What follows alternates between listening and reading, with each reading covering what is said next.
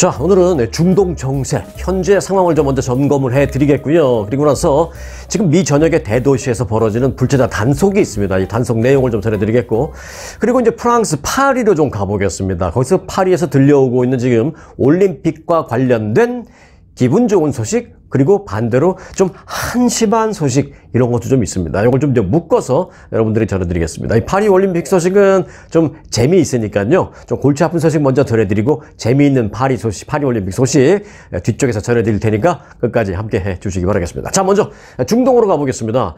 이란의 대이스라엘 보복 공격 선언을 했잖아요. 그래서 이제 중동 지역에서 확전 위기가 지난 주말부터 고조됐죠. 그래서 제가 어제 영상에서 어쩌면 오늘 이런 어떤 일이 발생할지도 모르겠습니다. 우리가 좀 주시해 봐야 되겠습니다 하는데, 일단 그 오늘이라는 하루는 좀 지나간 것 같습니다. 그 의미, 요걸 잠시 후에 제가 전해 드릴 텐데, 그래서 이제 미군이 주둔하고 있는 이라크 내 공군기지에서는 좀 문제가 하나 있긴 있었습니다.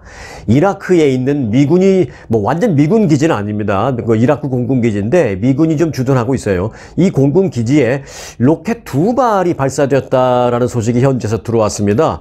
그 로이터 통신 보도인데요. 미군이 주둔하고 있는 그 이라크 서부의 한 공군기지 내부에 카투샤 로봇 2발이 떨어졌다라는 보도입니다. 이 공격으로 인해서 인명 피해, 또 기지 내 다른 시설 피해 여부와 규모 등은 지금 구체적으로는 알려지지 않고 있습니다만은, 그 이스라엘과 이란 사이에 전면전 위기가 고조되고 있는 사이에 발생한 것이라 지금 자라보고 놀란 것은 소뚜껑 보고 놀란다고 지금 그 부분도 굉장히 민감하게 받아들이고 있는데, 일단은 특별한 인명 피해 보고는 없다는 게 다행인데, 자, 여하튼 간에 지금 중동에서 확전 우려가 커지고 있는 것만은 사실이죠. 계속 긴장감이 진행되고 있습니다. 미국은 이 중동에서의 그 군사적인 대비 태세를 강화하기 위해서 어제도 말씀드렸죠. 이제 추가 병력을 파견했다고요. 로이드 오스틴 국방장관이 특별히 명령을 내렸습니다. 탄도미사일을 방어할 능력이 있는 그 해군 순양함, 그리고 해군 구축함 여러 척을 중동과 유럽으로 추가 배치하라라는 그 방안에 서명을 했습니다. 이건 뭐냐면은 이제 이란에서 이스라엘 쪽으로 쏴대는 어떤 탄도미사일이나 이런 것을 미국이 이스라엘 안으로 들어가지 않더라도 해안가에서 이거를 좀 요격시켜 줄 수 있는, 그래서 막아줄 수 있는 그런 능력을 갖추겠다라는 것입니다. 공격력은 아닙니다. 이스라엘이 당하는 그런 공격을 막아주기 위한 그 용도로 순양함, 구축함, 그걸 일단 보냈습니다. 그 보내는 것을 이제 서명을 했고요, 국방장관이. 그리고 한 개 비행대대 규모의 전투기 추가 파견 명령을 바로 내렸습니다. 자, 이와 함께 오스틴 장관은 핵추진 항모인 에이브러햄 링컨호, 이 전단의 출격을 명령해서 지금 거의 그쪽에 다 다다른 상황에 있다라는 보도입니다. 자, 이란도 가만히 있지 않습니다. 지금 이란 외무부는 우리는 중동 지역의 긴장 고조를 원하지는 않지만 침략자 이스라엘은 반드시 벌을 받아야 한다. 그 벌은 우리가 내리겠다. 이렇게 말하고 있습니다. 자, 한편 그 이란이 아랍 국가들로부터 이스라엘 상대로 한 이 보복 공격을 자제해달라라는 그런 요청을 일부 받은 것으로 알려지고 있습니다. 그러니까 아랍이 이란이 이스라엘을 때릴 거야? 그래? 가만히 기다려봐. 우리도 같이 할까? 이게 아니라, 잠깐만, 이란아, 이런 문제가 있는 건 우리도 이해하는데, 자칫하면 작은 무장 정파들과 이스라엘 간에, 예를 들어서 하마스와 이스라엘 간에 이런 군사 충돌은 거기서 끝날 수 있지만, 이란 너희들이 이스라엘과 맞붙으면 이거는 중동 전쟁이다. 세계 전쟁이다. 섣불리 생각할 문제가 아니다. 너희들 입장은 이해하지만 조금만 더 생각해보자고 자제를 아랍 형제국들도 지금 조금 요청하는 그런 분위기입니다. 하지만 이란이 여기다 뭐라고 대답을 했느냐? 뭐라고요? 전쟁이 발발해도 우리는 상관없습니다. 라고 아랍 형제국들의 그런 그 자제 노력을 좀 거부한 것으로 알려졌습니다. 자, 그러면 남은 건 미국입니다. 이제 미국이 좀 또 외교력을 발휘해야 할 텐데, 여하튼 이제 보복 공격을 만류하는 주변 아랍국들의 요청도 이란이 묵살했다라는 보도는 상당히 좀 우울합니다. 부정적인 상황입니다. 그런데 이런 자제를 촉구하는 존재는 이제 하나 더 있죠. 사실 미국이 사실은 지금 좀 더 아랍 국가들보다 더 절실하게 이 자제를 요구하고 있습니다. 이유가 있죠. 일단 그 비공식 채널을 통해서 하고 있습니다. 미국이 이란한테 공식적인 채널이 아니라 비공식 채널을 통해서 이제 메시지를 왔다 갔다 지금 하고 있는 그런 상황인데, 미국 측은 이런 그 메시지를 전달하면서 이렇게 하고 있습니다. 이란이 이번에 보복을 자제할 경우에 서방과의 관계를 개선하려는 그 이란 신임 대통령의 노력이 성공할 가능성이 더 커지도록 미국이 일조하겠다. 이런 신호, 이런 시그널을 보냈습니다. 쉽게 말해서 이런 거죠. 자, 이란. 이번에 우리 그 요구, 우리 부탁 한 번만 들어주라. 그러면 너희들이 서방과 관계를 강화하려는 그 너희들의 그 부탁, 너희들의 말 한 번 우리가 그때 또 들어줄게. 하는 거죠. 네. 지금 미국의 입장은 이렇습니다. 아시다시피 이제 대통령 선거가 3개월도 안 남은 그런 상황이잖아요. 선거 석 달 전에 처해 있는 미국의 입장입니다. 그리고 또 이란의 입장은 뭐냐면 대통령이 취임한 지 얼마 안 됐습니다. 그러니까 신임 대통령 상황입니다. 그러니까 대통령 선거를 치러야 하는 미국의 입장과 대통령이 이제 취임해서 무언가를 보여줘야 하는 그런 이란의 입장. 이 입장이 어찌 보면 정치적인 면에서는 좀 그 양측의 이해관계가 다행히 좀 맞아떨어지는 면이 있다. 이렇게 볼 수도 있겠습니다. 그래서 이제 미국 측이 전달한 그 메시지가 과연 그런 면 때문에라도 좀 효과를 발휘할 수 있을지, 이게 저는 또 일부분 기대하는 그런 부분이기도 합니다. 미국은 그래서 이제 이렇게 말하고 있습니다. 이란, 그리고 이제 우리 부탁을 들어주면 우리도 너희 부탁 들어줄게. 그리고 맨날 너희들이 얘기하지, 왜 맨날 미국 너희들은 이스라엘만 도와주고 우리한테는 맨날 이래라 저래라, 우리하고는 항상 이렇게 갈등 관계인 거야 라고 생각을 하지. 그래서 우리 미국이 너희 이란한테 이번에 하나 더 열심히 노력하는 게 있어. 그게 뭐냐면, 자, 이런 겁니다. 이란, 당신네들에게만 우리가 지금 자제를 요구하는 것이 아닙니다. 우리는 이스라엘에게도 역시 더 이상 추가적인 암살이나 추가적인 공격 등을 하지 말라고 압박하겠습니다. 라는 그런 내용도 간접적으로 비공식 채널로 지금 계속 보내고 있습니다. 어제 영상을 보신 분들은 아시겠습니다만은 반대로 어제 영상을 못 보신 분들은 참 아까운 걸 놓치신 겁니다. 어제 영상을 보신 분들은 기억하시죠?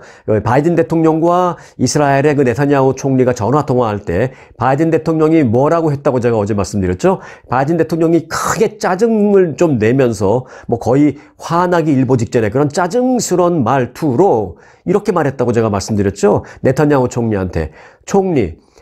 이제 네타냐후 총리 이제 계속 뭐라고 얘기하죠. 변명하는 거예요. 어차피 미국은 도와줄 걸 아니까 그걸 마음속에 감추고, 우리는 이참에 못 참겠어. 우리는 해야 됩니다. 해야 됩니다. 미국은 아예 안 된다. 이해는 하지만 이게 전면전으로 가면 안 되니까 좀 더 생각해. 계속 자제를 하고 있는데 이스라엘의 말을 안 들으니까 바이든 대통령이 짜증이 난 거죠. 그래서 뭐라고 얘기했냐면, 네타냐후 총리, 정말 나한테 그런 헛소리 좀 작작해! 라고 소리를 질렀다. 그렇게 헛소리 좀 작작해! 라는 말을 하면서 화를 냈다. 이거는 이제 한 나라의 지도자와 지도자 간의 외교적인 대화에서는 있을 수 없는 얘기예요. 그런데 미국이 얼마나 짜증이 났으면 그러겠느냐라는 것을 보여주는 그런 내용입니다. 그런데 이 보도가 미국 쪽에 어디서 그런 언론에서 나온 게 아니라, 이 보도가 어디서 나왔느냐? 미국에서 나온 게 아닙니다. 이스라엘에서 있는 이스라엘 타임즈라는 곳에서 나온 겁니다. 타임스 오브 이스라엘이라는 이스라엘 신문에서 나온 내용입니다. 이게 미국 대통령이 우리 이스라엘 총리한테 이렇게 말했대라고 그쪽에서 읽는 겁니다. 제발 헛소리 좀 집어쳐라고 미국에서 화를 낸 겁니다. 자, 어제 영상을 보신 분 이거 다 아시니까, 그럴 정도로 지금 미국은 이스라엘에 대해서 지금 좀 짜증스러운 상황이 되어 있습니다. 가뜩이나 선거를 앞두고 있기 때문에 왜 이렇게 말을 안 듣는 거야? 그런 상황이죠. 그래서 이란한테 우리가 너희한테만 그러는 게 아니라 이스라엘한테도 압박하고 자제를 똑같이 요구할 거니까 공평하게 우리가 다 할 거야. 그러니까 오해하지 말고 이번에 우리 말 좀 들어. 이런 거죠. 이제 그 비공식 채널로 계속 가는 내용입니다, 이게. 자, 이스라엘이 이 같은 미국에 간접적으로 전달한 그런 내용을 받아갖고 어떤 반응을 했는지 공개적으로는 그 내용이 나오지는 않고 있습니다, 지금. 당연히 비공개 메시지니까 반응도 비공개로 해야 되겠죠. 모쪼록 미국의 이 같은 중재가 효과를 좀 발휘했으면 하는 바람입니다. 실제로 미국은 미국대로 어떻게 해서든지 중동 전쟁까지는 좀 막아야 하는 그런 타이밍입니다. 대통령 선거가 이제 석 달도 안 남았는데 만일 중동에서 그 큰 군사적인 충돌이 발생한다면 현 정권으로서는 대선의 치명타가 될 수도 있고요. 또 그런 그 외교적인 또 뭐 국제적인 그런 이슈 외에도 우리가 쉽게 생각해 볼 수 있는 게 그렇게 군사적 충돌이 중동에서 발생하면 당장 우리가 생각하는 게 뭡니까? 유가 급등. 이런 게 있잖아요. 그럼 유가 급등으로 인해서 선거를 두세 달 앞두고 있는 상황에서 미국의 유가가 팡 뛰고 그래봐요. 현 정권은 완전히 망하는 셈이죠. 그러니까 경제적인 타격은 불보듯 뻔한 그런 일을 막아야 하기 때문에 선거를 앞둔 미국의 집권당으로서는 어떻게든 이걸 막아야 할 것이다라는 생각을 할 겁니다. 뭐 이유야 어찌됐든 그게 정치적인 이유든 경제적인 이유든 어떤 이유든 뭐 종교적인 이유든 사회적인 이유든 이유야 어찌됐든 우리들의 입장에서는요 정말 전쟁이 나지 않아야 하기 때문에 미국의 이번에 그 비공식 중재 노력이 부디 효과를 좀 거둬주기를 바라는 마음입니다. 미국이 이런 메시지를 비공식 채널을 통해서 전달한 게 이제 하루 이틀 정도밖에 되지 않았기 때문에 효과 여부는 뭐 오늘 내일 정도 지나야 좀 알 수 있을 전망입니다. 그런데 1차적으로 원래는 그 어제 군사 공격이 있을 수 있다. 가능성이 매우 높다. 어제 오늘 사이에 발발할 가능성이 있다. 뭐 이런 예상이 있었는데 그 미국의 노력 덕분인지는 몰라도요. 일단 그 어제는 뭐 작은 뭐 그런 그 공격은 있었습니다만은 대대적인 그런 보복 공격은 실행되지는 않았다라는 점. 요거는 저는 좀 의미가 있다라고 그렇게 생각하는 그런 상황입니다. 자, 중동 상황 점검해 드렸고요. 자, 민주당이 트럼프 전 대통령에게 공격을 하기 위한 공격 포인트랄까요? 어떤 공격 전략이랄까요? 이거를 아주 흥미롭게 선택을 했는데 뭐냐면 weird라는 단어를 계속 사용하자라는 것입니다. 이건 뭐 어제 오늘 나온 게 아니고 아마 지난주에도 제가 한번 말씀드린 적이 있어서 들어보신 적이 있을 겁니다. 그런데 이제 이걸 본격적으로 그리고 공식적으로 이런 식으로 하겠다라는 게 민주당에서 결정을 내린 겁니다. 뭐냐? 그 공화당이나 트럼프 전 대통령을 향해서 이상하다라는 그런 weird라는 그 딱지를 계속 붙이는 겁니다. 이제 민주당의 전략. 이 전략은요, 트럼프 전 대통령의 문제점은 뭐 구구절절하게 설명하는 그런 것보다도 훨씬 간결하고 객관적 그리고 직관적이어서 오히려 효과가 좀 크다라는 평가를 민주당에서 이번에 내렸다라는 것입니다. 파이낸셜 타임스는 민주당 대선 후보인 카멀라 해리스 부통령과 그 지지자들이 트럼프와 공화당을 향해서 참 이상하다라는 그런 표현을 막 쓰는 것 이런 거를 새로운 방식으로 뭐 채택을 했는데 오히려 그런 이후에 공화당에서 좀 그런 공격 방식을 쳐다보면서 좀 불안해하고 있다라고 그렇게 평가를 했습니다. 민주당은 그 수년간 트럼프 전 대통령과 그 지지층을 지나친 구급하다 뭐 이런 식으로 묘사하려고 노력은 굉장히 해왔습니다만은 잘 아시는 대로 별 효과를 거두지 못했잖아요. 오히려 실제로 그런 극우 지지 성향을 가진 사람들이 결집하게 만드는 그런 기회만 만들었습니다. 바이든 대통령은 그 트럼프 전 대통령을 비판하면서 그가 미국의 민주주의를 뭐 침해하고 있다, 위태롭게 만들고 있다, 법치주의를 위협하고 있다라는 식으로 어찌 보면 좀 멋지고 좀 고상한 표현으로 좀 멋있게 비판을 해왔는데 이게 먹히지 않았다라는 해리스 캠프 측의 판단입니다. 그래서 이제 해리스 부통령과 그 런닝메이트 그 후보군에 속해 있는 사람들이 이제 그런 결론을 내린 건데 일단 그 후보군에 속해 있는 사람 가운데 한 사람 팀 월즈라는 그 미네소타 주지사가 있는데요. 아직 뭐 이 사람이 선택된 건 아니지만 후보군 중에 한 명인데 팀 월즈 미네소타 주지사가 지난 23일인가요? 그 MSNBC 방송에 나와서 그런 말을 했습니다.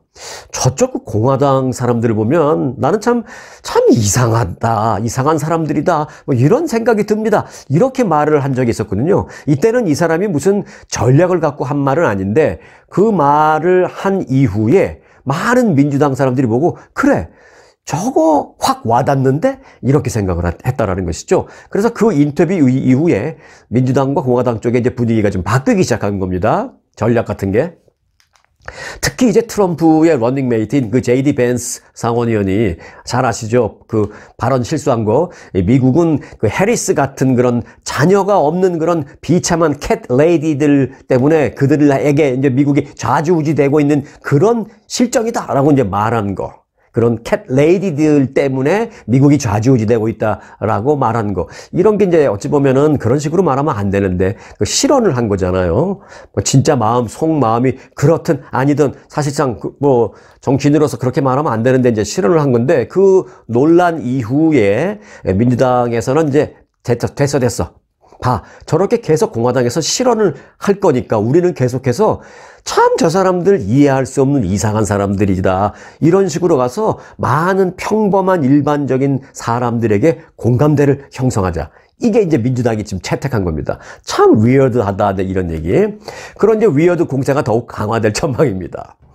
참 어찌 보면 이번 대통령 선거 자체가 좀 위얼드하다라는 생각이 들기도 하는데, 자, 여하튼 그래서 그런지 이제 지난주부터 어제까지 이 통계를 내보니까요, 해리스 부통령이 트럼프 전 대통령이나 뭐 벤스 후보 등을 향해서 위얼드라고 이제 표현을 한 게, 그 언급한 게 가만히 계산해 보니까 한 14차례나 되고 있다라는 것입니다. 그리고 이제 이 위어드 전략에 힐러리 클린턴 전 국무장관 등 민주당의 유력 인사들도 오케이, 그거 괜찮네 라고 거기에 일제히 동참하면서 일제히 그 단어를 이제 쓰기 시작했다라는 것입니다. 앞으로 더 많이 나올 겁니다. 이와 관련해서 이제 데이빗 카프 조지 워싱턴 대학 교수는 이 이상하다라는 그 weird라는 단어를 쓰는 이 공세는 지지자들에게 쉽게 공감을 불러일으키는 아주 간결한 표현이다라면서 트럼프와 벤스는 효과적인 이에 대한 어떤 대응책을 빨리 찾아야 할 것 같다라고 그렇게 현 상황을 평가했습니다. 참 weird한 선거 유세가 진행되고 있는 이번 선거죠. 네. 자, 위얼드한 소식 말고 진짜 좀 필요한 간단한 소식 두 가지만 전해드리고 그리고 파리 올림픽으로 가보겠습니다. 자, 지금 그 연방 이민국에서요, 각 대도시를 상대로 불법 체류자 검거 작전을 벌이고 있습니다.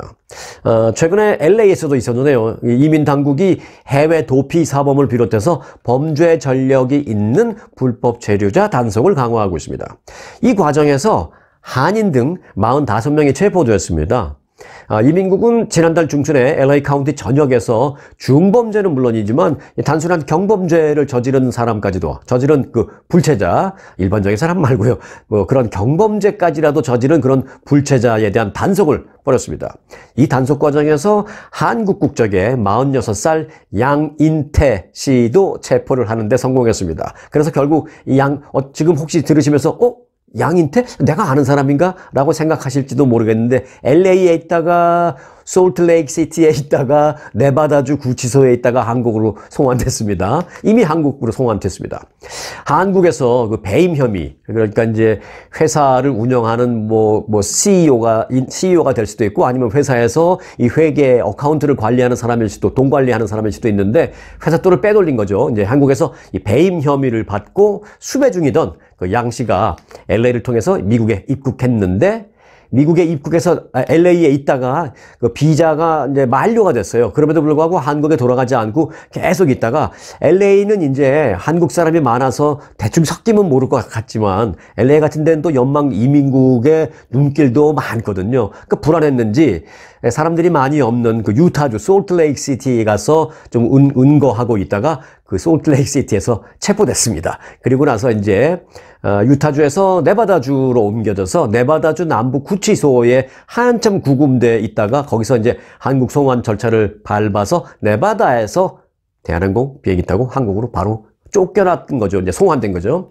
자, 이외에도 3회 이상 음주운전 혐의로 체포돼서 법원에서 유죄 판결을 받은 전력이 있는 멕시코 국적의 한 남성도 체포돼서 송환이 됐습니다. 이건 이제 샘플 케이스를 말씀드린 겁니다. 한편 그 이민국은요, 이 불법 체류자들의 소재지를 어떻게 파악했는지, 그리고 그들을 어떤 형식으로 검거했는지 그 구체적인 내용은 아무리 기자들이 물어도 밝히지 않았습니다. 수사상 말할 수가 없다라고 이제 밝히지 않았습니다. 자, 몽골의 울란바토르를 향해서 운항 중이던 대한항공 여객기가 또 난기류로 기체가 심하게 흔들리면서 일부 승객과 승무원들이 다치는 그런 사고가 발생했습니다. 현지 시간 일요일 오전 8시 10분 승객 281명을 태우고 인천에서 출발한 대한항공 여객기가 이륙 약 1시간 30분이 지난 오전 9시 45분쯤 중국 텐진공항 인근을 운항하던 중에 고도 34,000피트, 이 고도 34,000피트면은 완전히 이제 안정된 기류 위로 올라간 거잖아요. 그래서 보통 34,000피트 정도 올라가면은 이거 어나운스먼트 나오죠. 불도 땡 꺼지고 지금부터는 뭐 일단 안전벨트 안 하셔도 되고, 안전벨트 하라는 불도 딱 꺼지죠. 뭐 화장실 가실 분 가시고 뭐 이동하셔서 좋습니다. 뭐 이런 안내멘트가 나오잖아요. 그만큼 안정된 기류에 올라간 게 이제 34,000피트 이상 되는 건데, 거기 34,000피트 상공에서 강한 난기류를 맞았습니다. 약 15초간 기체가 위아래로 크게 흔들리면서 좌석 테이블 위에 놓여 있어서 그때 뭐 간단한 기내식, 뭐 음료수 이런 게 이제 딱 나눠주고 있었는데 그런 것들이 완전히 공중으로 떴다가 바닥에 완전히 다 떨어지면서 순식간에 기내는 아수라장이 됐습니다. 이후 승객들도 막 올라갔다 떨어지는 사람도 많았고요. 뭐 밥 먹는 시간 뭐 물도 나눠주고 콜라도 나눠주고 막 그러니까 편안하게 안전벨트 탁 풀었던 사람들 다 한영 공중으로 올라갔다 떨어진 거죠.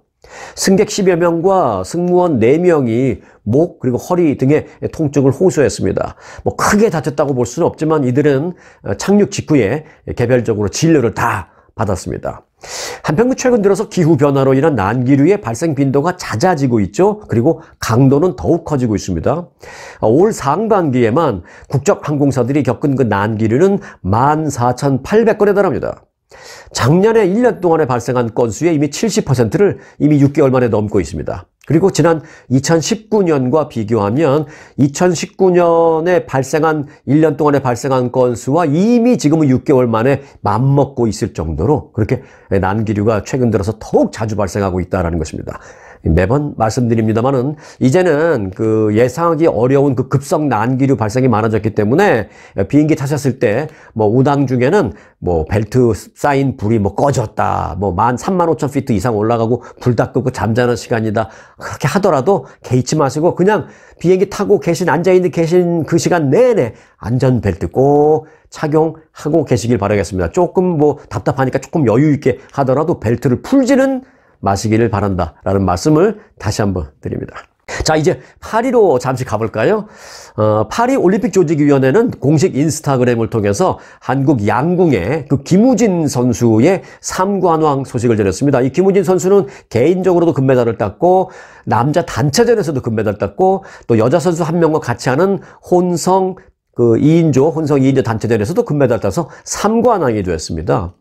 파리 올림픽 조직위원회는 김우진이 활을 쏘는 사진과 함께 황금 화살, 결정적인 화살로 파리 올림픽에서 세 번째 금 관역을 명중했다라는 문구를 커다랗게 게시했습니다.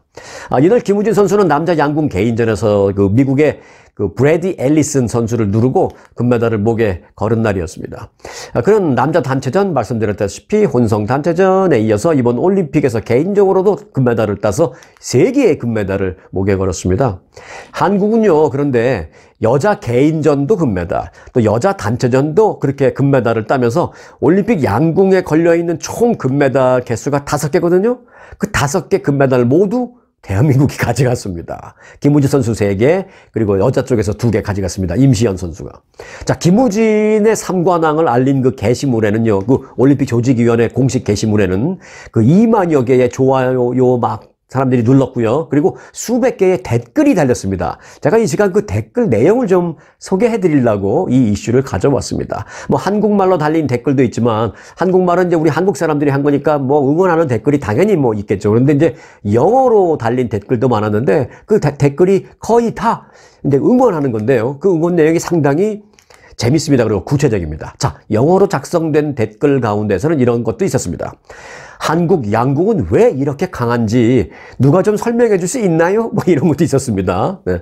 뭐 설명이 한두 가지로 되겠습니까? 자, 또 어떤 영문 댓글은 한국 사람들은 도대체 재능을 어떻게 발전시키는 거야? 이런 것도 있었고, 한국 양궁은 정말 인상적이다 라는 그런 댓글도 있었습니다. 또 다른 영문 댓글에는 믿기지 않지만 한국에서는 양궁 대표팀에 뽑히는 게, 그러니까 한국에서 양궁 국가대표로 뽑히는 게 올림픽에서 금메달 따는 것보다 더 어렵대, 뭐 이런 말도 이 영문에 있었습니다. 그리고 한국 이런 거 있었어요. 한국에서는 대표팀 선발과 지원이 매우 투명하게 이루어진다고 합니다. 양궁 선수들은 그 양궁협회의 운영 방식을 또 완전히 신뢰하는데 그게 이들이 좋은 성적을 내는 원동력이 된다라고 들었습니다. 이렇게 올린 사람도 있습니다. 네, 이것도 맞는 말이고요. 자, 그리고 아주 인상적인 댓글도 있었습니다. 역시 이제 영어로 된 댓글인데요. 한국 선수들을 이기려면 11점을 쏴야 한다라는 댓글도 있었습니다. 근데 이제 양궁에서 11점이라는 건 없잖아요. 정 가운데 맞추는 게 이제 10점이죠, 10점. 결국 이제 한국 선수들은 계속 10을 맞춰버리니까 그들을 이길 방법이 없다라는 뜻을 에둘러서 한국 사람들을 이기려면 11점을 맞춰야 이길 수 있다라고 이제 에둘러서 우스갯소리로 유머스럽게 이제 표현한 거죠. 그런 아주 재밌는 댓글도 있었습니다. 그런데 더 재밌는 건요. 그 댓글 밑에 달려있는 소위 대댓글에 달려있는 댓글에 대한 댓글, 대댓글이었는데요. 이렇게 되어 있었습니다. 뭐라고 써 있었냐면, 맞아. 한국 선수를 이기는 방법은 두 가지가 있다. 하나는 11점을 쏘는 것이고 나머지 하나는 그 한국 선수를 맞추는 것이다 라고 그렇게 썼습니다. 이게 뭐 끔찍해. 화살로 선수를 맞추면 어떻게 이제 그렇게 끔찍하게 생각하실 필요 없군요. 이제 비난하는 그런 의미는 절대 아니고 약간 유머스럽게 그렇게 표현한 댓글도 눈길을 끌었습니다. 한국 선수를 이기려면 11점을 쏘거나 한국 선수를 아예 맞춰라. 뭐 그런 아주 정말 넘을 수 없는 넘사벽이다 한국 선수들인데 그런 내용이죠. 참 귀엽네요. 댓글 내용이. 네, 댓글 내용 간단하게 소개를 해드렸고, 자, 이 파리 올림픽 선수촌의 그 냉방 문제 지난번에도 한번 말씀드렸는데 불만이 지금 본격적으로 커지고 있습니다. 아프리카 라이베리아의 한 육상 선수는요, 이 아프리카에서 왔으니까 더위는 그래도 어느 정도 우리보다는 좀 적응력이 있을 거 아니에요? 그런데도 아프리카 선수들도 더워서 못 살겠다라고 난립니다, 지금. 그래서 그 아프리카 선수는 자신의 그 틱톡 계정에 올림픽 선수촌의 현실이다 라면서 동영상을 하나 올렸습니다. 자, 이날 그 친구가 동영상을 올린 이날 파리는 낮 최고 기온이 섭씨로 35도, 그런데 체감 기온은 섭씨 38도까지 치솟는 그야말로 폭염주의보를 내릴 정도의 더운 날이었습니다.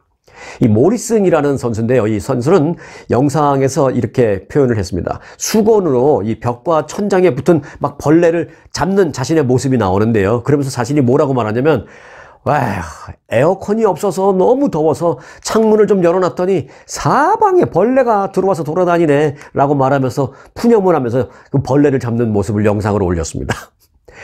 파리 올림픽 조직위원회는요, 아시다시피 이제 친환경 올림픽을 치르겠다면서 선수촌에 에어컨을 설치하지 않았잖아요. 그래서 이제 이런 일이 있는 겁니다. 그런데 이제 남자 수영에서 금메달을 딴 이탈리아의 수영 선수도 선수촌 내의 그 환경에 대해서 공개석상에서 불만을 드러냈습니다. 그는 그 100m에서는 금메달을 땄습니다. 대단한 선수죠. 그런데 200m에서는 결승 진출에 실패했는데요. 그 결승 진출에 실패한 후에 인터뷰에서 이렇게 말했습니다. 나는 200m 나갔을 그때 컨디션이 아주 안 좋았었습니다. 라고 주장을 했습니다. 그러면서 많이 피곤했다, 그날. 100m에서 금메달을 따고 다음날 휴식을 잘 취해야 그 다음 경기를 할 수 있는데 쉬는 날 오후와 밤에 밖에서는 소음이 계속 들려오지, 방 안은 에어컨도 없어서 너무 덥지, 정말 잠을 한숨도 못 잤었습니다. 그래서 나는 컨디션이 너무 안 좋아서 결승에 진출하지 못했습니다. 라고 불만을 토로했습니다. 공개적으로. 그래도 에어컨이 없어서 매우 덥고 또 음식도 좋지 않아서 많은 선수들이 이 파리 올림픽 선수촌을 떠나고 있습니다. 라고 말했습니다. 그러면서 어떤 선수는 선수촌 방에서 너무 더워 잠을 한숨도 못 잤다고 경기장 인근 공원에서 잔디밭에서 그냥 노숙자처럼 잠을 자는 그런 모습도 포착됐습니다. 라고 말했습니다. 실제로 그런 사진도 있습니다. 자, 지금 파리 올림픽에는요, 두 가지가 없습니다. 하나는 선수촌 에어컨이 없는 거고요. 또 하나는 선수촌 식당에 고기가 없습니다.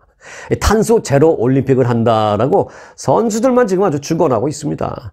탄소 제로 한다고 그렇게 에어컨 없고 고기 없고 하면 뭐 하냐고요. 결국은 뭐 한국이나 이 미국 같은 좀 돈 있는 그런 나라의 선수들은요, 아예 인근의 호텔을 통째로 빌려서 선수촌에 안 들어가고 거기 호텔에 가서 다 거기서 묵으면서 에어컨 빵빵 틀어대고 있는데, 또 그리고 호텔 식당에 가서 고기 막 잘 먹고 있는데 올림픽 경기를 뛰는 선수들이 생각해보면 에어컨 없이 고기 없이 어떻게 경기를 할 수 있겠냐고요. 그렇게라도 경기를 할 수 있다고 생각하는 그 프랑스 올림픽 조직위원회 그 사람들 저는 정말 이해할 수가 없습니다. 정말 올림픽 개최할 능력이 안 되면 개최를 하면 안 되는데 아주 선수들만 고생입니다. 이번에 프랑스 파리 가서. 사실 이제 프랑스는요, 올림픽을 치르기 전에도 이미 심각한 전력난을 겪고 있었습니다. 그래서 이제 뭐 말이 좋아 탄소 제로 올림픽이지 전력이 모자라서 그러는 거로 밖에는 저는 그렇게밖에 안 보입니다. 그러니까 이제 선수들이 선수촌에서 막 덥다고 막 아우성을 치고 불만이 폭주하고 하니까 결국은 급하게 이 파리 올림픽 조직위원회에서 급하게 이동식 에어컨을 또 막 갖다 줬습니다.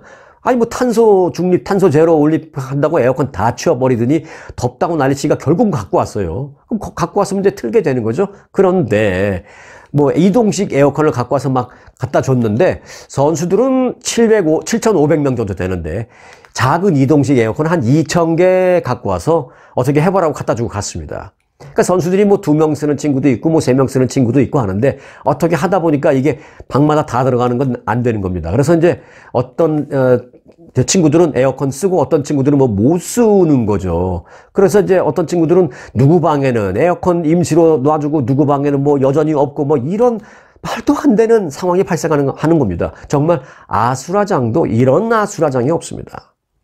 파리 올림픽은 그렇게 이제 오는 일요일 폐막식을 하게 됩니다. LA 시간으로요, 폐막식은 일요일 오전 11시에 있게 됩니다. 이제 참고로 알아주시기 바라겠고요. LA 시간입니다. 그리고 이제 참고로 이 영상을 만드는 시간으로 기준 현재 한국 선수들의 메달을 좀 볼게요. 금메달 11개, 은메달 8개, 동메달 7개로 종합 6위를 달리고 있습니다. 그리고 중국이 금 21개로 1위, 미국이 금 20개로 2위, 3위는 호주, 4위 프랑스, 5위 영국, 그리고 이제 한국이 6위. 일본은 한국보다 금메달 1개, 은메달 2개가 적은 7위에 올라 있습니다. 그리고요, 참고로 그래도 좀 궁금해 하실 것 같아서 북한 선수들 잠깐 볼게요. 북한은 금메달은 아직 없고요. 은메달 2개, 동메달 1개로 46위에 올라 있다라는 말씀드립니다. 오늘은 파리 올림픽 얘기를 하다 보니까 시간이 좀 많이 갔습니다. 자, 한국, 미국 선수들 다 같이 선전해 주기를 바라고 올림픽 관련해서 이제 좀 알아야 할 만한 그런 재미있는 소식들이 있으면 또 다음에 뭐 내일이든 뭐 다시 전해드리도록 하겠습니다. 자, 오늘 영상 마칩니다. 대통령상 수상에 빛나는 초특급 아주 투어 모국 관광. 아주 모국 관광의 인기 비결은 전 일정 5성급 호텔의 럭셔리 숙박, 아주만의 27인승 VVIP 버스, 엄선된 맛집들이 선사하는 최고의 식사, 고객들의 표정이 증명하는 아주 단독 모국 관광은 그 누구도 따라할 수 없는 최고 인기 관광입니다. 건강검진도 모국 관광과 함께 하시면 훨씬 더 편리합니다. 모국 관광도 역시 아주 좋은 아주 투어.